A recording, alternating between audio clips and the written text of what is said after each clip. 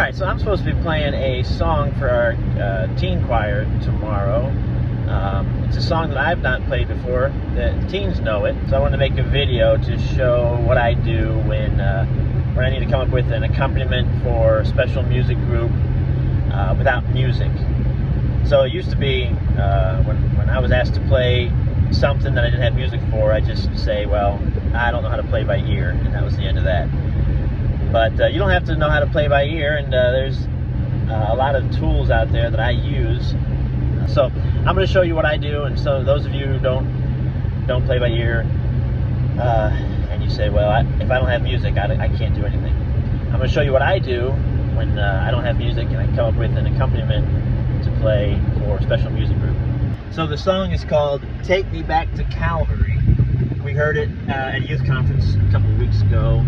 And I'm headed to church right now. I'm going to get some stuff ready for tomorrow when we're for church, and I'm going to work on getting this ready to go, the music ready, the accompaniment I'm going to play. And so I'll show you what I do. Okay, so when I need to play a song and I don't have music for it, someone just comes to me and says, hey, I want to do this song, and do you know it? One of the first things that I'll do is look for a chord sheet. And so I'm typing in here, Ultimate Guitar Tabs. This is a website that I use quite often to find chords.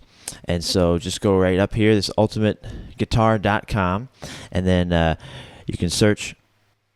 So you'll be surprised just how many songs you can find on this website. And so just search for the song, Take Me Back to Calvary. And I've been looking at this one right here.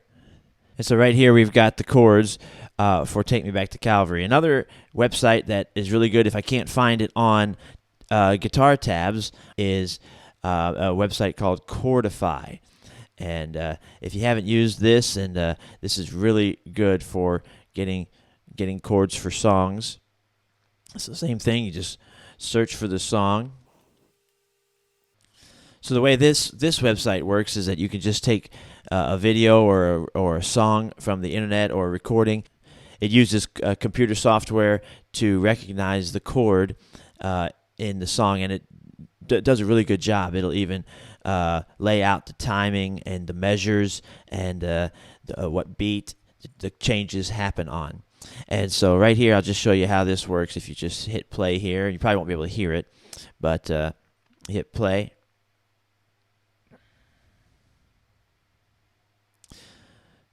So I know that audio is not coming through for the video, but the audio is playing, and as it plays, you can follow along with the chord changes here. So as you can see, it's just taking a video from YouTube right here. It's feeding that into the software that recognizes the chords and the timing and the changes, and you can follow along. And what I've had to do sometimes is just write down the words and then follow along with this and fill in the chords to make a chord sheet. All right, so the next thing I do when I am trying to figure out a song that I don't have music for is after I've got the chord sheet, then I'll go ahead and listen to the song and find a recording. So I found the recording, the same one that was used on Cordify here. And what's really great about Ultimate Guitar Tabs too is you can transpose. Now on some when I'm on my phone or my iPad and I want to transpose, you have to upgrade and subscribe. There's a monthly subscription. But on the computer, I'm able to do it without the subscription. So I could just go over here. Let's see here. Let me show you. So you go back over to Ultimate Guitar Tabs, and over here to the side where it says, let's see, if I go back, it says transpose right there.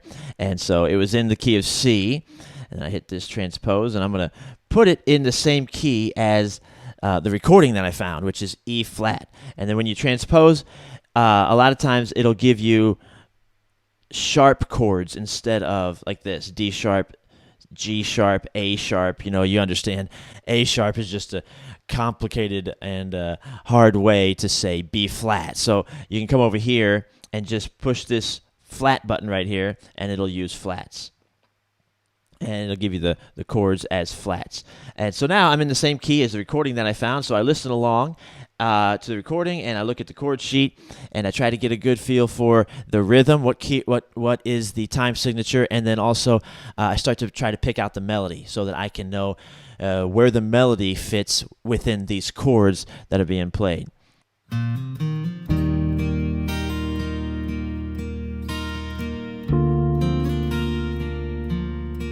All right, so sounds like we're in common time, 4/4. Sometimes 1, 2, 3, 4. 1, 2, 3, 4. All right, so I think I've got a pretty good feel for the rhythm, and I'm starting to pick out the melody. I think it's really important to know what the melody is doing. At the beginning, it's a E-flat chord, as you can see, but it's going between these two notes, and so this note is the major 7 of the chord. If you know where the melody is going, you can help the singer out.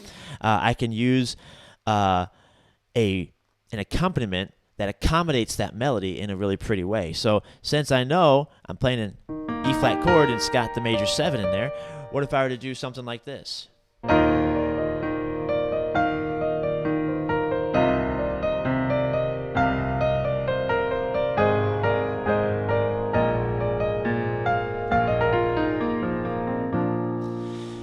So it's also important to know the timing and especially the downbeats.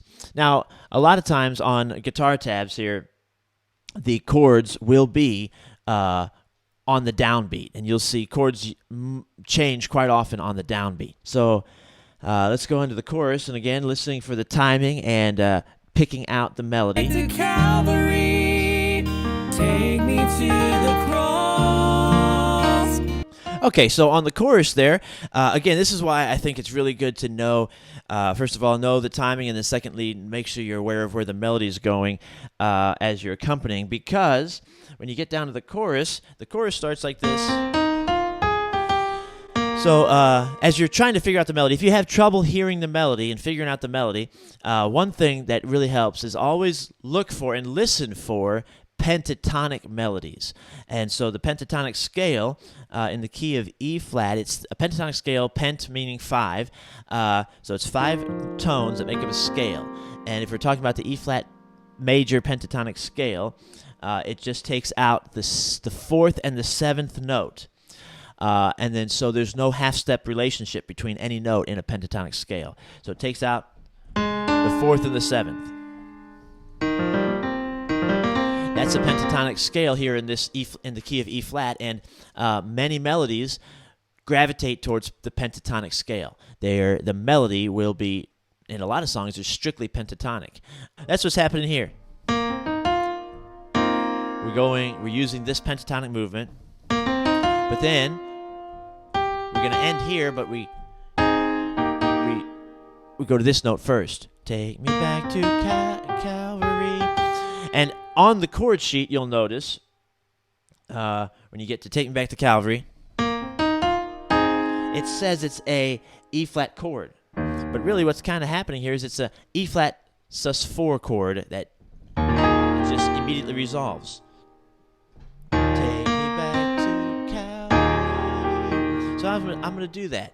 But instead of playing an E-flat sus, I'm going to play an A-flat over an E-flat. I love the 4-to-1 movement. And so here, in the key of E-flat, the 4 chord is A-flat, and I love moving from the 1 to the 4. When the singers are singing, I'm going to go ahead and hit that for them. So I'm finishing the verse. So, times are rational, where did you go? Take me back to Calvary. I think that's how I'm going to accompany. Again, if we had sheet music, this would all be, wouldn't have to worry about knowing all this in our head. It would be right on the paper in front of us. But when we're working from no music, and we've got to find chords online or something like this, well, you got to know these things, or else it can really get lost, or singers can struggle, or the timing can just fall apart. when I used to try to play from a chord sheet, a lot of these things I just did not know, and it was all trial and error. But the timing was atrocious, or the chords were not done well or right. So these are some things that I learned to do. So know where the melody is and accommodate it. So when I get to the chorus.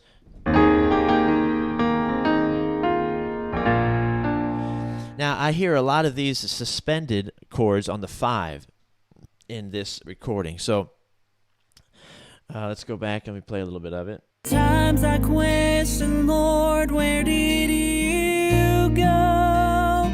Take me back to... So right there we end on that 5.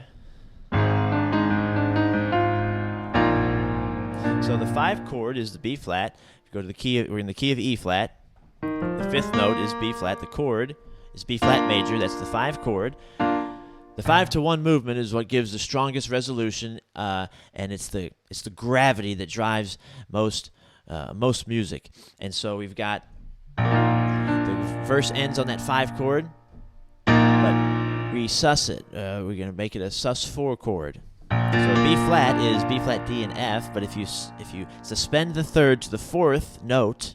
So that's the 3rd of the B flat chord is D, but we suspend that. We're going to go and play it up here on this E flat. What that does is it makes a nice prolonged resolution. So we're going to go B flat sus, B flat, and then to the D, to the E flat. So again, if you didn't do it, it'd still be fine usually. A lot of times your harmony singers are going to hear that and they're going to want to do it. And if your alto is trying to sing this note and you're not playing it, it can sound like it's clashing.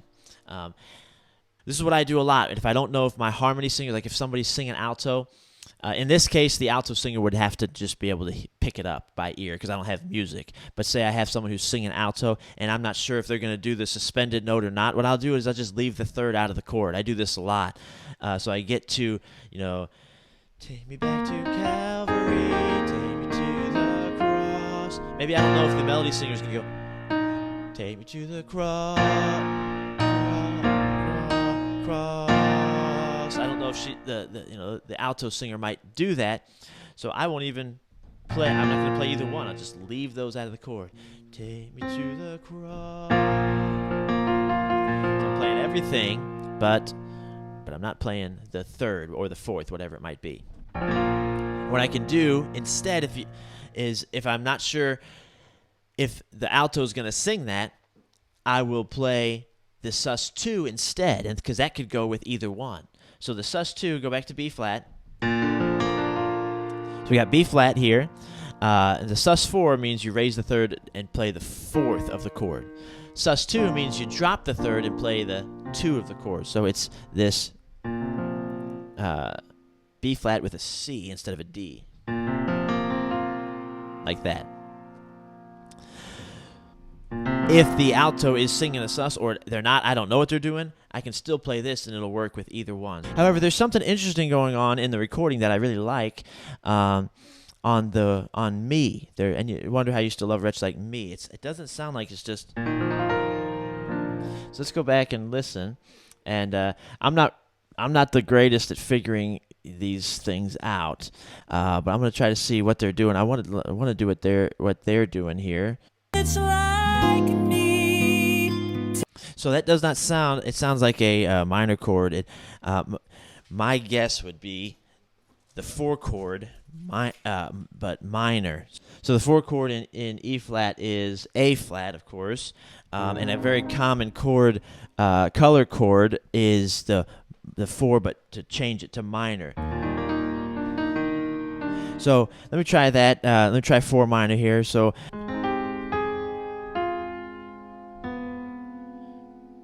Sounds to me like that's what's going on. You know what? If you can hear this stuff, let me know what's happening there. Let's go ahead and look at the bridge real quick. Back to Calvary. Oh, what boundless everlasting love. All right. right, so the melody there is similar to the verses. Notice that on the bridge, it's saying that we got a E flat. Oh, what boundless everlasting love. So then it says it's an A flat there, and if it's an A flat, the melody goes here.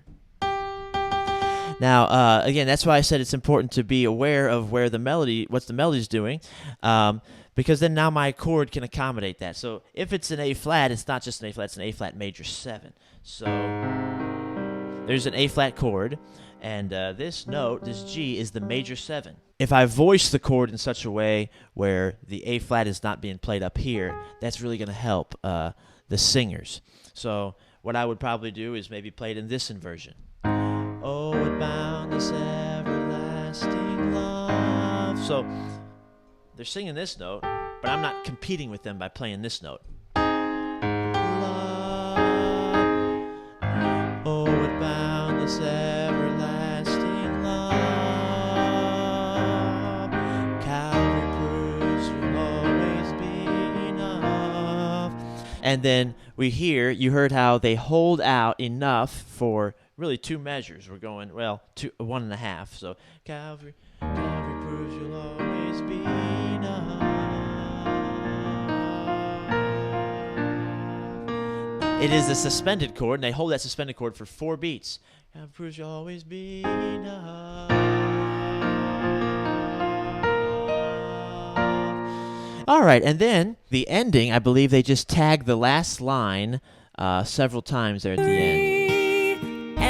So this is the last chorus here. You still love her, it's like me. Take me back to Calvary. So that's the way the chorus has been ending. Take me back to Calvary. They tag the last line. Take me back And then they to Calvary. tag it again. So they sing that last line 2 times at the end, 2 extra times at the end. I believe that when we do this, we're going to just kind of keep it simple. Like I said, it is kind of last minute. So when we get to the end, we'll just do a tag. We'll sing the last line 1 time to end it. Now, there's one other thing I was going to mention is throughout this song, they've got this really pretty piano movement. Doing something like that. So let's see if I can. You thought I was worth it, even knowing who I am. There it is. So to me, that sounds like it might make a good introduction. And so this recording I listened to has got a guitar, and they're doing a nice guitar introduction. But when I do my introduction, I may go.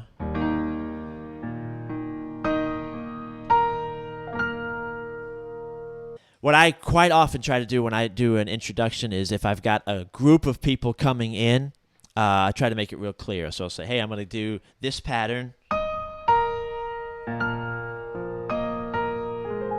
I'll say, and then I'll give you 4 beats. Sometimes, if I've got a soloist, someone's going to start the verse solo, what I'll quite often do is give them an open-ended introduction, meaning I'll give them some liberty in the introduction to come in however they feel like coming in. So I might go, and